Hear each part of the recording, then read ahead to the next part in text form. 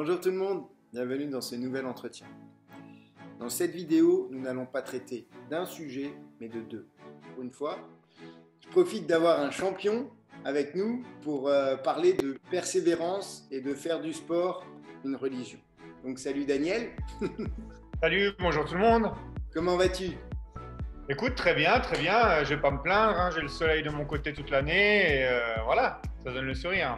Je vois ça. D'ailleurs, c'est assez inhabituel de voir en haut la nuit et en bas le jour. Donc, Ouais, tout à fait. Alors, on a 9 heures de décalage et quand moi j'ai la journée, vous avez la nuit plus ou moins, enfin, le début de soirée. c'est ça. Alors tout d'abord, merci pour l'entretien. Alors, je te donne la parole. Ok. Une succincte présentation. Donc, je m'appelle Daniel. Donc, j'ai différentes casquettes depuis que je suis arrivé ici aux US. Donc, je suis fitness model, je suis compétiteur en men's physique. Je suis également acteur, chroniqueur dans la rubrique sport nutrition du magazine SFH. Et voilà, père de famille également, Ouais. qui occupe beaucoup de temps en même temps, aux côtés du reste. C'est sûr que là, tu Voilà. dois trouver un juste équilibre pour faire tous ces projets en même temps. Ouais, ça demande un petit peu de logistique et beaucoup d'organisation, mais ça rentre dans le carré. C'est ce qu'il faut. Mais alors, qu'est-ce qui t'a amené là où tu es actuellement? Comment- Alors, Qu'est-ce qui t'a poussé à aller, par exemple, aux États-Unis et comment tu as évolué là-bas, justement? Parce que ça ne vient pas d'un claquement de doigts. Tu débarques avec les valises et on atteint ton niveau. non, alors de toute façon, débarquer avec les valises, tu peux oublier l'idée. Si tu as envie de te lancer à l'étranger, à l'international, les États-Unis, c'est sûrement le dernier pays en matière de facilité pour s'installer. C'est le pays le plus difficile pour pouvoir s'installer. Pourquoi? Contrairement à l'Europe où tu as envie d'aller vivre en Allemagne, en Belgique, en Espagne, en Italie, tu prends tes valises, tu y vas. Aux États-Unis, ça ne marche pas. Aux États-Unis, tu peux uniquement t'installer si tu es détenteur d'un visa de travail ou d'une green card. Hmm. Pour ça, il faut que tu. Alors, un visa de travail, c'est plus pour les emplois, comment dire, on va dire un peu plus traditionnels. Tu bosses pour une boîte et donc ils te sponsorisent, tu reçois un visa de travail. Une green card, je suis détenteur d'une green card EB1. Donc, dans mon cas, c'est sportif à caractère exceptionnel. Et donc, il faut que tu prouves que tu es le Michael Jordan dans ta spécialité.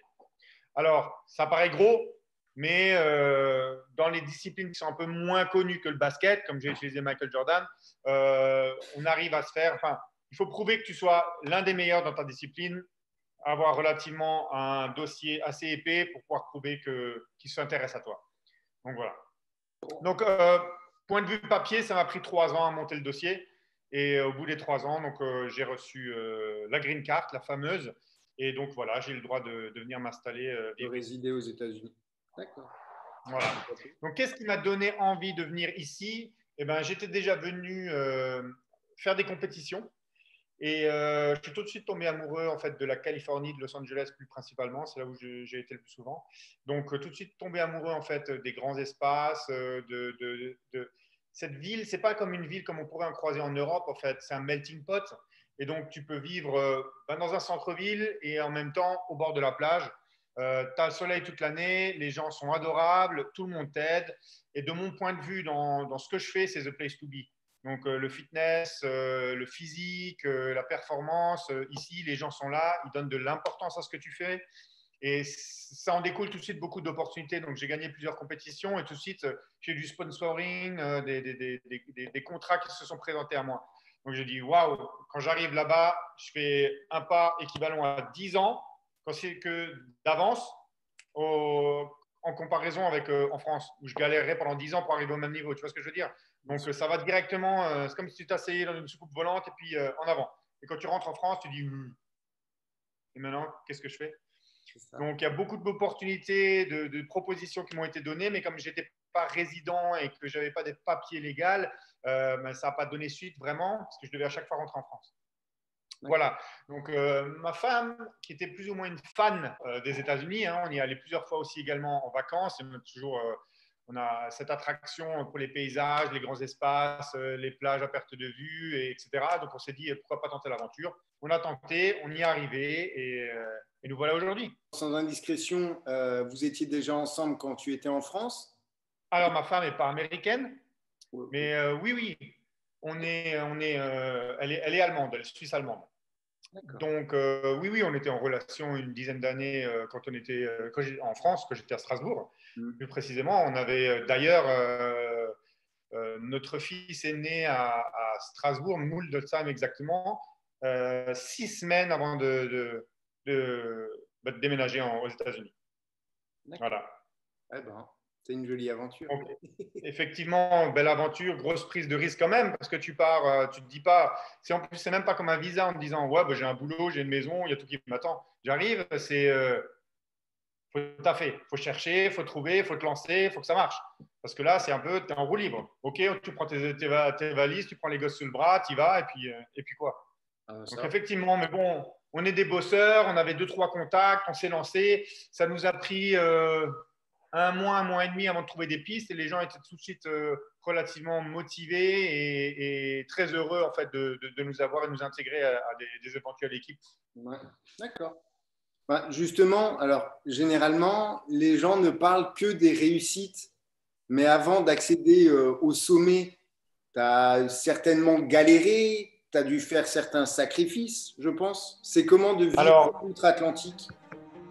Alors, des sacrifices, oui, des sacrifices, ça en est, même si j'étais resté en France, ça fait partie de la discipline que je pratique. Maintenant, on va plus parler de prendre de risques.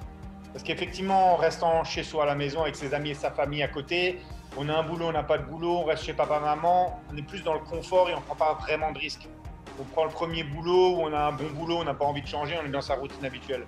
Et là, justement, pour arriver à passer le cran au-dessus, dans mon domaine du moins, il faut savoir prendre des risques. Et prendre des risques, c'est de quitter ce que tu as, de tout ce que tu connais et de partir dans un endroit où tu connais rien et où tu n'as pas d'attache.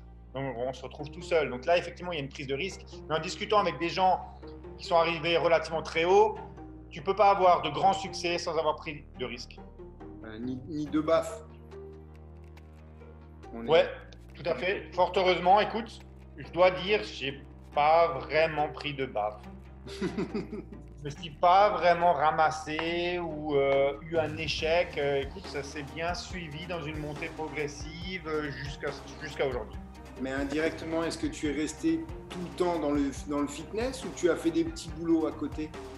Non, je me suis lancé. Alors, je suis détenteur d'une green card qui me permet de. Non, j'aurais pu travailler, faire des petits boulots à côté, mais ça te donne un statut relativement important, que tu es reconnu dans un domaine. Tu peux aller bosser au McDo, en fait, c'est pas vraiment vivre le rêve américain.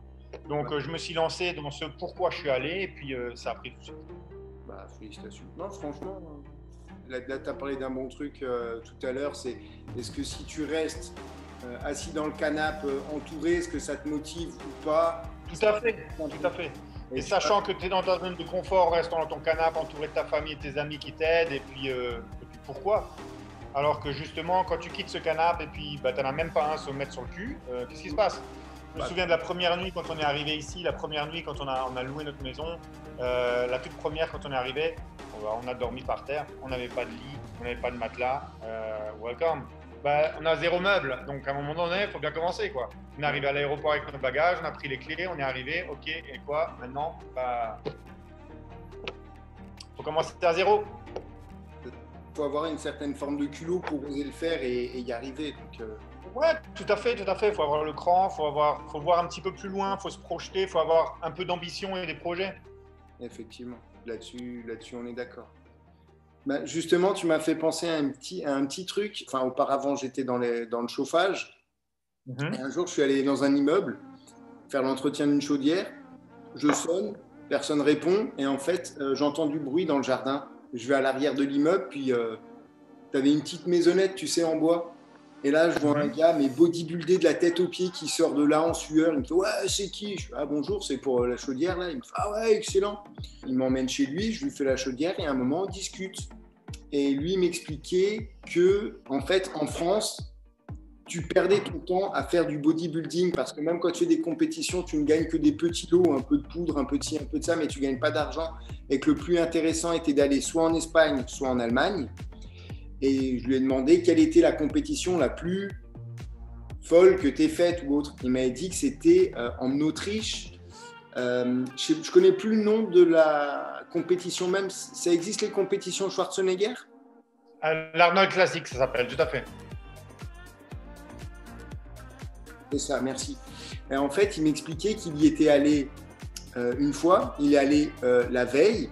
Donc, il prend sa chambre d'hôtel, il pose les bagages, il va dans le gymnase pour s'entraîner un petit peu le soir. Et à un moment, pendant qu'il est sur le banc en développé couché, il voit tout le monde qui fonce vers l'avant. Il fait, oh, bon, je sais pas ce qu'ils font, les gars, c'est pas grave. Et il continue son entraînement. Et à un moment, il y a une main énorme qui se pose sur son épaule qui lui dit « C'est bien de voir quelqu'un qui ne se laisse pas décourager par la venue d'une star. » Il se retourne, c'était Schwarzenegger. Et en fait, ils ont un peu sympathisé. Il lui a dit « Écoute, là, il va falloir que j'y aille. Mais est-ce que tu reviens t'entraîner avant la compétition ?» Puis le gars a dit « Ouais, ce soir, plus tard, je sais pas, 22h ou autre. » Il dit « Ok, ça marche. Bah écoute, je reviendrai te voir. » Philippe, il s'appelait le client chez qui j'étais. Et il retourne à 22h à la salle. Et là où il était, sur le banc, en fait, il s'est retrouvé avec Lou Ferrigno, Arnold Schwarzenegger, et le troisième, je ne sais plus qui c'était. C'était un black qui avait la cuisse la plus musclée au monde, 4 ou 5 fois d'affilée.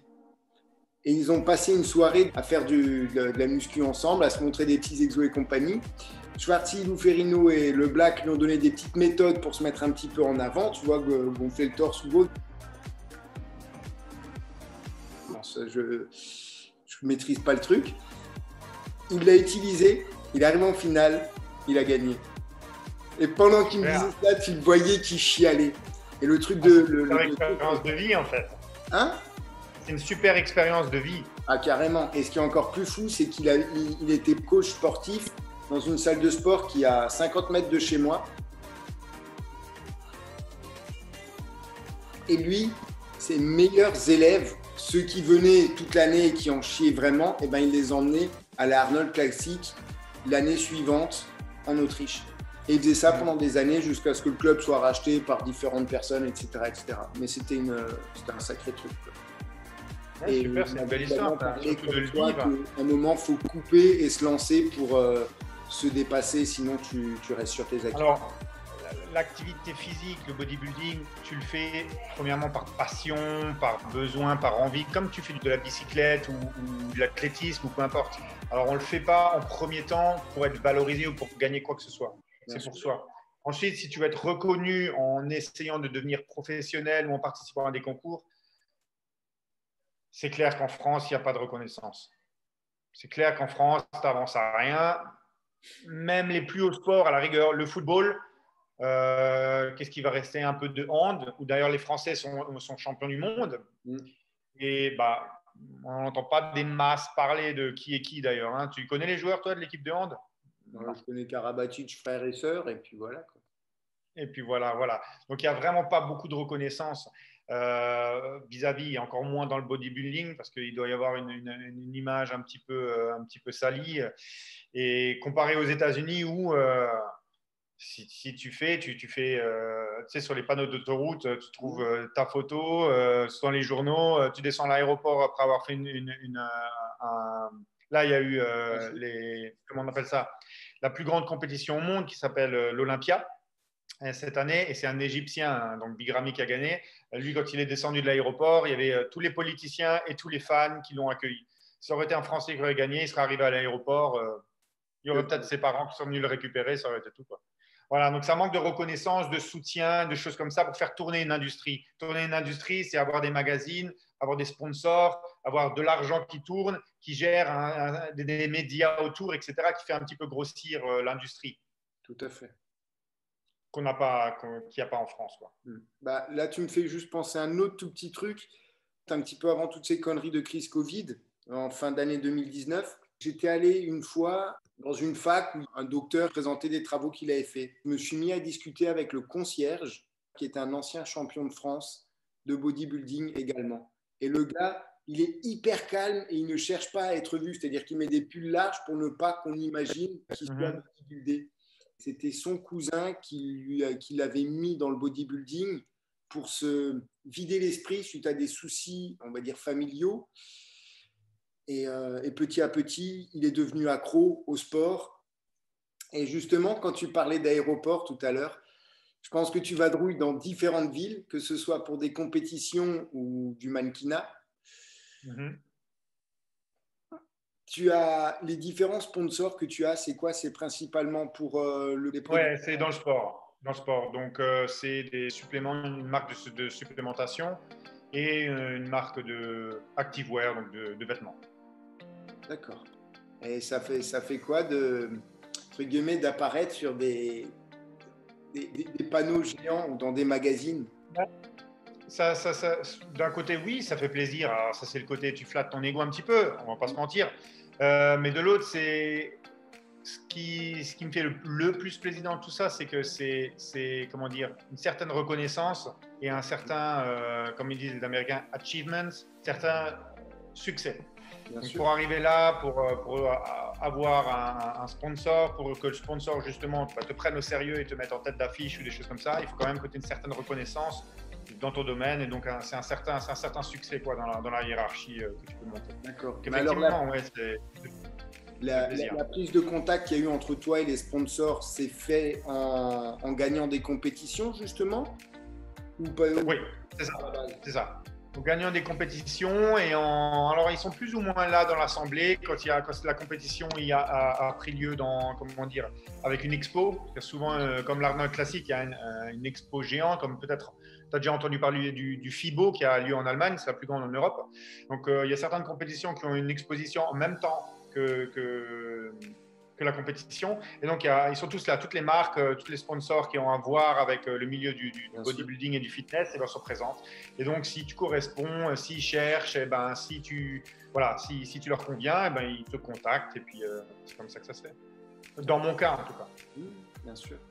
Alors, est-ce que tu avais prévu d'atteindre un tel niveau plus jeune? Non, de toute façon,